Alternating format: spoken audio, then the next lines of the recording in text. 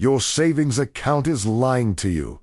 Not dramatically, not with obvious deception, but quietly, consistently, in a way that is almost impossible to detect until you look at the numbers carefully and realize that the money you have been protecting so diligently, the money you sacrificed for, the money you did not spend, the money you put away every month with discipline and patience, is worth less today than it was when you put it there. And during a recession, that process does not slow down. It accelerates.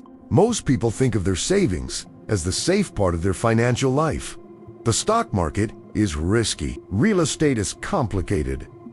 Business is uncertain. But savings is where your money is protected. Savings is where nothing bad can happen. Savings is the financial equivalent of a locked room where your money sits untouched until you need it. That belief is one of the most expensive financial misconceptions in America. And understanding exactly why it is wrong, understanding the precise mechanism by which recessions quietly devastate savings that appear completely safe, is the difference between coming out of the next recession in a stronger position than you went in, or arriving on the other side poorer than you were before it started, without ever understanding why. Stay with me through this entire video, because what I am going to show you is not just about recessions.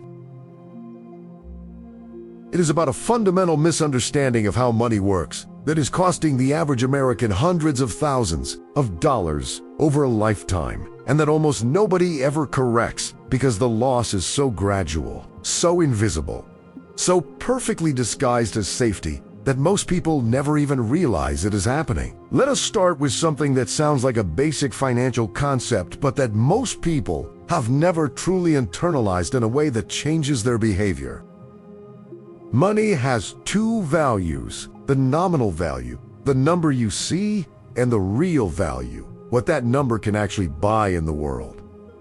And these two values are not the same thing. They have never been the same thing. And during a recession, the gap between them widens in ways that are devastating for people who do not understand the difference. Here is a concrete example. In January 2020, the average American savings account held approximately $8,863. By January 2024, that same person, if they had added nothing and withdrawn nothing, would see a number close to that in their account, maybe slightly higher with the minimal interest their bank was paying. The nominal value is roughly the same. The number has not changed dramatically. Everything appears fine. But here is what actually happened to that money in real terms. Between 2020 and 2024, cumulative inflation in the United States exceeded 20%. That means the $8,863 sitting in that savings account in 2020 would need to be approximately $10,635 in 2024 just to have the same purchasing power. The number in the account stayed roughly the same, but what that number can buy lost more than $1,700 of value. Not because anything dramatic happened, not because the bank failed, or the market crashed, or anyone made a bad decision, simply because inflation eroded the real value of the money while the nominal value sat still. This is the first and most fundamental way that recessions damage savings, and it begins before the recession is officially declared, accelerates during it, and continues after the official recovery begins, because the inflation that accompanies and follows recessionary periods does not reverse when the economy stabilizes. The prices that went up stay up, the purchasing power that was lost stays lost, and the savings that appeared safe because the number did not change were silently hollowed out from the inside. Now, let us go one layer deeper, because the inflation story, as damaging as it is only the beginning of what happens to savings during a recession. The second mechanism is one that most people experience directly, but almost nobody understands in terms of its full financial impact. When a recession arrives and the Federal Reserve begins cutting interest rates to stimulate economic activity, acidoizing virtually every recession, the interest rates paid on savings accounts, certificates of deposit, money market funds, and other cash equivalent instruments fall to near zero, sometimes to actual zero. During the 2008 recession and its aftermath, The Federal Reserve held interest rates near zero for 7 years. 7 years during which every dollar sitting in a savings account earned essentially nothing while inflation continued eroding its real value. Think about what that actually means for the person who was doing the responsible thing, who was saving diligently, who was building their emergency fund, who was putting money away every month in the safest instrument available. That person, during those 7 years of near zero interest rates, was earning nothing on their savings while inflation was running at 2 to 3% per year. Their nominal balance was flat or growing slightly. Their real balance was shrinking by 2 to 3% every single year. Over 7 years, that compounding loss of real purchasing power amounted to somewhere between 15 and 20% of the total real value of whatever they had saved. The cruelest part of this mechanism is that it specifically targets the behavior that financial advisors, parents, schools, and cultural norms have always told people is the right thing to do. Save your money. Keep it safe. Do not take unnecessary risks. Build your emergency fund. All of that advice, followed diligently in a zero interest rate environment with ongoing inflation, produces a guaranteed negative real return. The safer you tried to be, the more real value you lost. The more responsible your behavior, the more quietly the recession punished you for it. The third mechanism is the one that connects individual savings behavior to the broader economic forces of a recession in a way that most people never see coming. And that is the interaction between unemployment, emergency funds, and the compounding destruction of long-term financial plans. Here is how it plays out in practice. A family has spent several years building what they believe is an adequate emergency fund, 6 months of expenses sitting in a savings account, earning minimal interest, but available immediately if something goes wrong. They feel financially secure. They have done what they were told to do. They are prepared. The recession hits. One partner loses their job, the others, hours, are cut. The emergency fund activates, which is exactly what it was designed for. Month 1, month 2, month 3. The savings cover the gap while the job search proceeds. But the recession is not a normal job loss event. It is a systemic economic contraction in which every company and every affected industry is simultaneously cutting head. The job search that would normally take 2 or 3 months now takes 6, 8, 10 months. The emergency fund that was supposed to cover 6 months of expenses runs out before the income gap closes.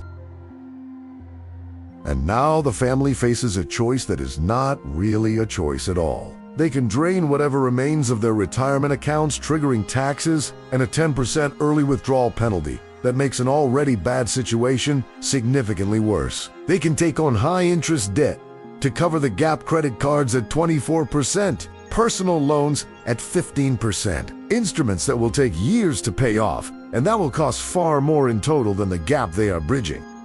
Or they can make cuts so severe that they affect the family's quality of life and long-term plans in ways that take years to recover from. This is not a hypothetical scenario. This is the financial reality that millions of American families experienced during the 2008 recession, the 2001 recession, the COVID recession of 2020. The emergency fund that seemed adequate under normal conditions was built for a normal job loss event, not for a systemic recession that affects the entire labor market simultaneously. And the families who discovered this gap between what they had prepared for and what the recession actually required paid an enormous price for that discovery. Now, here is where the story gets genuinely interesting, and where most financial content about recessions stops just before the most important part. Everything I have described so far, the inflation, erosion, the zero interest rate punishment, the emergency fund depletion, sounds like a story about why recessions are universally bad for savings. And for people who are unprepared, they are. But recessions are not universally bad for everyone's financial position. They are redistributive events. They move wealth from people who do not understand what is happening to people who do. And the same recessionary environment that is destroying the real value of savings accounts for unprepared savers is simultaneously creating extraordinary opportunities for people who understand the mechanisms and have positioned themselves to take advantage of them. The first opportunity that recessions create is the opportunity to buy assets at significantly reduced prices. Stock market corrections of 30, 40, 50%, which accompany most significant recessions, are not just risks to be survived. They are the greatest buying opportunities that exist in the financial system for anyone who has liquidity at the moment they occur. The people who bought the S&P 500 at the bottom of the 2009 recession saw their money increase by more than 400% over the following decade. The people who bought real estate during the foreclosure wave of 2010 and 2011 at 50 cents on the dollar saw those assets multiply in value over the next 10 years. The people who had cash available at the bottom of the COVID crash in March 2020 and used it to buy quality assets experienced one of the fastest and most profitable recoveries in market history. But here is the critical distinction that separates the people who captured those opportunities from the people who watched them pass. The people who bought at the bottom had what I call recession liquidity cash. That was not their emergency fund, not their rent money, not money they needed for anything in the next 2 to 3 years. It was specifically reserved and positioned for the purpose of deploying during exactly this kind of opportunity. They had thought about this scenario in advance. They had made decisions before the recession arrived about how much of their financial resources would be held in defensive cash positions versus how much would be positioned offensively for deployment during the downturn. This distinction between defensive cash, your emergency fund, your essential reserves, and offensive cash specifically positioned to take advantage of recessionary opportunities is one of the most important financial concepts that almost nobody discusses in mainstream personal finance content, because mainstream personal finance content is almost exclusively focused on the defensive side of money management. Save your emergency fund. Pay down your debt. Protect your retirement accounts. All of that is important and necessary, but it is incomplete. The people who come out of recessions in a dramatically stronger financial position than they entered are the people who had both the defensive foundation and the offensive positioning working simultaneously. So what does this mean practically for the way you manage your savings right now before the next recession arrives? While you still have time to position yourself on the right side of what happens during it, the first and most fundamental shift is in how you think about what your savings are for. Savings are not a destination. They are a staging area. Money sits in savings not because savings is where it lives permanently, but because savings is where it waits before being deployed into something that generates real returns. The emergency fund portion of your savings, the defensive cash, should be in a high-yield savings account earning as close to the current inflation rate as possible. Not because this earns a great return, it does not, but because it minimizes the real value erosion that is otherwise guaranteed. Currently, high-yield savings accounts at online banks like Marcus by Goldman Sachs, Ally SoFi, and several others are paying between 4 and 5% APY. That is not a wealth-building return, but it is the difference between your emergency fund losing 3 to 4% of its real value per year and roughly breaking even. Over 3 to 5 years, that difference on a $20,000 emergency fund is the difference between losing $2,000 to $4,000 of real purchasing power and approximately preserving it. Moving your emergency fund to a high-yield savings account is the single easiest and highest impact improvement most Americans can make to their savings strategy in under 15 minutes. The second shift is in how you think about the portion of your savings that is not your emergency fund. Any money you will not need for at least 3 years, and ideally 5 or more, has no business sitting in a savings account during non-recessionary periods. The 3 to 5 year threshold is the critical dividing line. Money you need within 3 years carries real risk in the stock market because markets can take several years to recover from significant corrections, and you cannot afford to sell at the bottom if the money is needed. Money you will not need for 5 or more years has the time to recover from any realistic market downturn and the mathematical power of compound growth, working in its favor over an extended period. The specific vehicles matter less than understanding this principle. A low-cost S&P 500 index fund through a Roth IRA or a standard brokerage account, a target date fund in your 401k, a diversified portfolio of low-cost ETFs. The exact instruments are less important than the fundamental decision to move long-term money from savings instruments that guarantee a negative real return into investment instruments that historically generate positive real returns over long time horizons. The third shift is in your recession preparation specifically. This is the concept that most people skip entirely because it requires thinking about unpleasant scenarios in advance rather than in response to them. Before the next recession arrives, and recessions are a normal, recurring feature of economic cycles that arrive on average every 7 to 10 years. Ask yourself honestly how your current savings and financial structure would perform under 3 specific scenarios. Scenario 1, you lose your primary income for 6 months. Does your current emergency fund cover 6 months of actual essential expenses? Not 6 months of your current lifestyle, but 6 months of the minimum you need to keep your housing, utilities, food, and insurance intact? If the answer is no, that gap is the first and most urgent thing to address. Scenario 2, your income is reduced by 30% for 12 months. This scenario, which is more common in recessions than complete job loss, as hours get cut, bonuses disappear, and freelance work dries up, requires a different calculation than complete unemployment. Can your current financial structure absorb a sustained 30% income reduction for a year without forcing you into high-interest debt or asset liquidation at a loss? Scenario 3, you have $10,000 in liquid cash available during a significant market downturn. What would you buy? This is the offensive positioning question that most people never ask until after the opportunity has passed. Having a clear answer to this question before the recession arrives, knowing exactly which assets you would acquire with available cash if the market dropped 30 or 40%, means that when the opportunity appears, you are acting on a plan rather than trying to make high-quality investment decisions in an environment of maximum fear and uncertainty. The people who come out of recessions significantly wealthier than they enter them are not smarter than you. They are not luckier than you. They do not have access to information that is not available to you.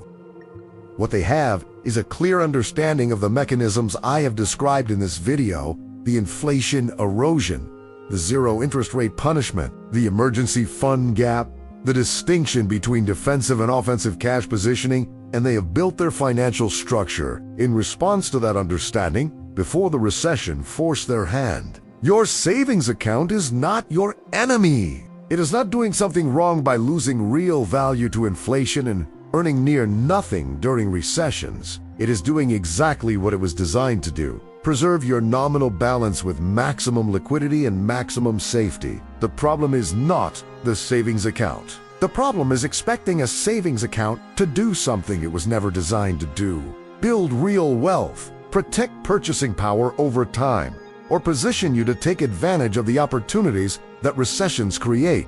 Understanding that distinction and restructuring your financial life in response to it is the single most important thing you can take from this video. Not a specific investment, not a specific account. A fundamental shift in how you think about what different financial instruments are actually for, and a deliberate decision to make sure the right money is in the right place before the next recession makes that decision for you. Because it will. The only question is whether you make the decision on your terms or the recession makes it on its terms. If this video changed the way you think about your savings and what recessions actually do to them, hit that like button and subscribe. We post every week with the kind of financial content that actually changes decisions rather than just informing them. Drop a comment below How much of your savings is currently in a regular savings account earning less than inflation? I read every single comment. See you in the next one.